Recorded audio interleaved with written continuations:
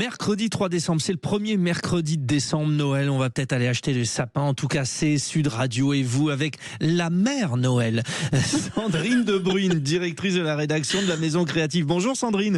Bonjour Frédéric. Ouais, je dis mère Noël parce que ceux qui nous regardent sur la chaîne YouTube, vous êtes arrivés avec tout un tas de décors, de cadeaux. Qui est la star cette année pour la tendance Noël ? Eh bien écoutez, en 2025, nous avons le bon vieux sapin, l'ambiance régressive parfaitement dosée, un Noël qui va sentir la cannelle, la magie d'antan. Et cette année, on oublie Casse-Noisette, les vraies stars des vitrines de nos salons sont le légendaire bonhomme en pain d'épices qui m'accompagne ce matin. Ouais, vous l'avez en plus. Et la canne à sucre avec sa féerie rouge et blanche. Alors tous deux comptent bien nous faire retomber en enfance en fait. J'ai bien dit, vous l'avez en plus et non pas en plus, hein, bien sûr. Mais aussi, quelques mots sur l'origine de ce célèbre bonhomme en pain d'épices. Alors effectivement, le conte tel qu'on le connaît aujourd'hui apparaît au XIVe siècle. La première version est écrite aux États-Unis en 1875. Elle raconte qu'un vieux couple prépare un bonhomme en pain d'épices. À peine sorti du four, il s'enfuit en courant et répète cette phrase: courez, courez et courez aussi vite que vous le pouvez. Vous ne m'attraperez pas parce que je suis le bonhomme en pain d'épices. Alors il échappe à plusieurs poursuivants, vieilles femmes, fermiers, animaux, mais finit généralement mangé par un renard rusé qui le dupe pour l'aider à traverser une rivière. Alors la version plus connue également en Angleterre, ouais.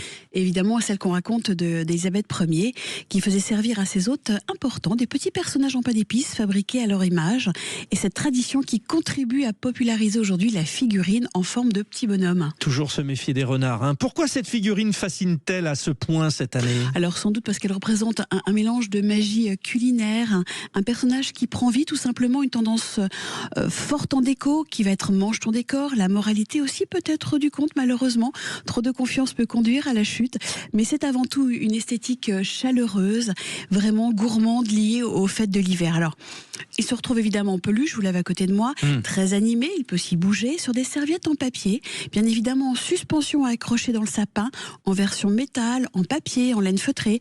Les formes décoratives plutôt moulées étaient déjà utilisées pour impressionner les convives lors des fêtes religieuses. Alors rien ne vous empêche de lui donner vie en format plutôt petit sablé, en porcelaine, vous savez, pour les faire chez vous. Avec vos enfants, c'est très amusant. Plein d'idées donc pour le pain d'épices. La deuxième star, non des moindres, la canne à sucre. Alors, vous l'avez avec vous. Je l'ai sous les yeux là, magnifique. C'est vrai, alors tout le mérite en revient à Brian Esposito, qui est chef pâtissier du printemps, qui a signé une création exclusive qu'on appelle la bûche Candy Cake. Alors c'est un hommage vraiment XXL aux gourmands, à cette célèbre canne iconique des rues new-yorkaises en décembre.